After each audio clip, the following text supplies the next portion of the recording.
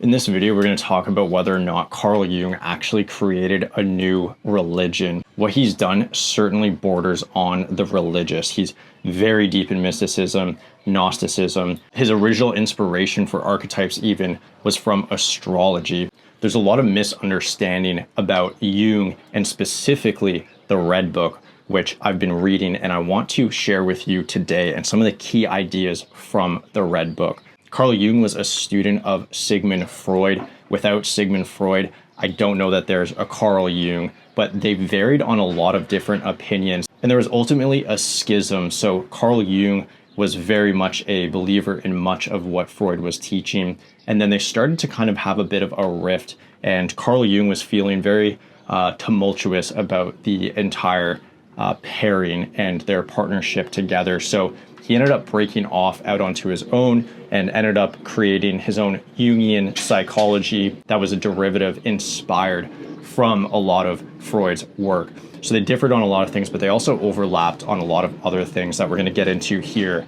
But what's interesting about the Red Book is that it was one of Carl Jung's first pieces of work, and it inspired a lot of the things that we know today, like archetypes, individuation, the active imagination. All sorts of things were taken from his inner discovery of him going down into his own unconscious and discovering the collective unconscious that actually inspired a lot of the work that he was known for throughout his career.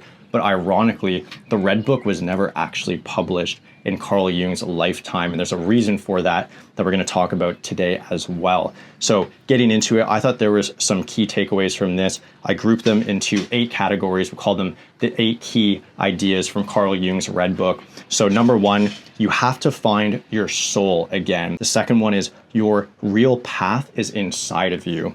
After that, we have thinking and love must stay together. And then the 4th one is you must face your animal inside.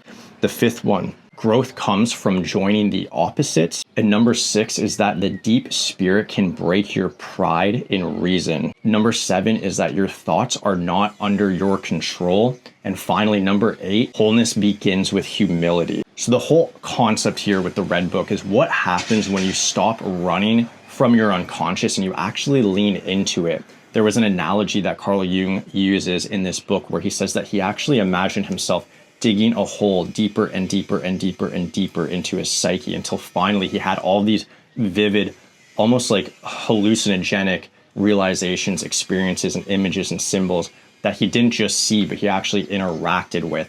He actually met these entities that guided him throughout his experience. So the Red Book was originally written in 1913 and not published until 2009. The reason for that was because that Carl Jung, he was an academic and he was still practicing, and he had just broken off from Freud. So he didn't want this work getting out and people questioning his sanity or questioning if he was really fit to even continue practicing, because he was on the verge of what people described as a psychotic break. And he didn't want what was in the book to come out and potentially destroy his reputation.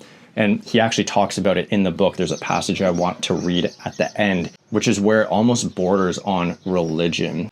So the first key idea from this book is that you have to find your soul again. So there's a quote here. He says, "My soul, where are you? Do you hear me? I call you. Are you there? I have returned. I am here again." So the book really starts off with Jung feeling lost and disconnected from his inner life, which is where the mental crisis is really coming from.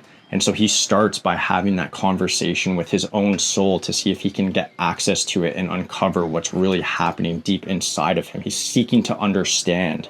This is where a lot of people, I think, talk about burnout and anxiety and exhaustion and low energy, and they don't realize that it's not the activities that they're doing or not doing. It's not their nutrition. It's not this or that. And it might be accumulative of all of these things, perhaps. But to Jung's point, it's more so that we've all become very disconnected from our own souls. We live in a world that purposely and intentionally drags us out from ourselves and puts us in the individual on a surface level, takes us away from collectivism when it comes to the collaborative level, and we have no access to these symbolic and deeper meanings. The second key idea from the Red Book is that your path is inside of you. So he says here that my path is not your path, therefore I cannot teach you the way is within us, but not in God's, nor in teachings, nor in laws. So Jung keeps pushing this idea throughout the book where the teachings of others and these laws and these systems that are organized around us aren't actually useful or helpful for the individual to uncover truth or meaning in their own lives. You have to actually go inside and go on your own journey and again go deep down into your own psyche, because the answers are not out there,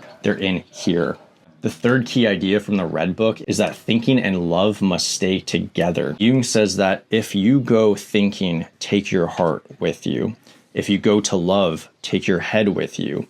Love is empty without thinking. Thinking is hollow without love. One of Jung's most important points here in this book is that love is not meaningful if you don't think along the way. Jung's point is that that's actually counterfeit. You're robbing yourself of a greater experience if you can apply logic to that love. And then you can also do the converse. So if there's something that you have to make hard decisions for, you have to be logical, rational, that you also have to bring your heart with you. Because what are we really? Are we really human without our hearts and without our intuition as well? Both of them married and paired together is where real truth and meaning comes from. The separation of either one of them is where things go wrong. Key idea number 4 from the Red Book is that you have to face your animal side. So Jung says here that he who never lives his animal must treat his brother like an animal. Abuse yourself and live your animal so that you will be able to treat your brother correctly. So what he's saying here is that he goes back to that idea of what we project is what we profess, right? So when you call out those things that you hate in other people or drive you crazy, those are really unconscious reactions to the things that we hate inside of ourselves, things we haven't observed, uncovered, and brought to light. So we have to bring those things to light and understand that we're all human. We all have those fleshly desires, whether it's envy, status, lust, whatever it is. But when we uncover that, then we're able to actually put it into the light and treat other people properly instead of just constantly projecting our own insecurities and deficiencies on them. The 5th key idea from this book is that growth comes from joining opposites. This is the law of polarity, if you're familiar with the Kybalion or the 7 Hermetic principles. Jung says that you open the gates of the soul to let the dark flood of chaos into your order and meaning. If you marry the order to the chaos, you produce the divine child. So this is where he's saying when you actually can collaborate with that chaos, you take that order and you put it together. When that collision happens, you get closer to truth and something magnificent happens. But if you try to just lean too much into chaos or too much into order, again, it's the same idea that we were talking about earlier. You want to be able to marry those two things together because that's where the magic happens. The 6th key idea from this book is the deep spirit can break your pride in reason. He says, the spirit of the depths took my understanding of all my knowledge and placed them at the service of the inexplicable and the paradoxical. Jung's not attacking reason itself here, but what he's saying is that the things of the mind, the psyche, and our deep interpretations of things that we can't understand don't hold up to our current understanding of logic or reason. There's so much below the surface in the unconscious and the collective unconscious that we can't put words to and we can't use as a direct analogous to things that we have reason and words for in day-to-day life. That's where Man and His Symbols is really created from. It's this idea that we have to have stories and narrative, analogies, signs, dreams, interpretation of those dreams, all those things that we need to make meaning from these things, because without it, there's no way to apply it to our current understanding of logic. The 7th key idea here is that your thoughts are not your own. He says here that thoughts are natural events that you do not possess and whose meaning you only imperfectly recognize. Thoughts grow in me like a forest. Jung really treats thoughts as just happenstance. They're things that just occur in your psyche randomly without order or reason, and you don't have to subscribe to them or attach them to your identity. Jonathan Haidt talks about this in the happiness hypothesis, that you should almost name it, like call it your roommate, so that you can identify that that's not actually yours. You don't have to subscribe to something just because it's popped up in your mind. And then finally, in the 8th key idea from Carl Jung's Red Book is that wholeness begins with humility about our limits. He says that the one who learns to live with his incapacity has learned a great deal. This will lead us to the valuation of the smallest things and the wise limitation. He's basically saying here that we don't get by on our affirmations of I am so great, I'll do great things. His point is that when we actually accept where our deficits are, that gives us firm foundation to move and grow from there. So those are the 8 key ideas that I observed from the Red Book. There's so much in there. I mean, I think it's literally almost 600 pages long, at least it is on my Kindle. And there's a lot to get into. And like I said, I mean, Carl Jung being one of the founders of modern psychology and this being the baseline for all of his later works, there's a lot to get into here. So those are just the ones that stood out for me. But I do just want to read a quick passage from the Red Book and get into the religious aspect that we started the video on. And so when he's having this debate with himself, I'll read this passage, but I want you to let me know in the comments your interpretation of this and what you think this means.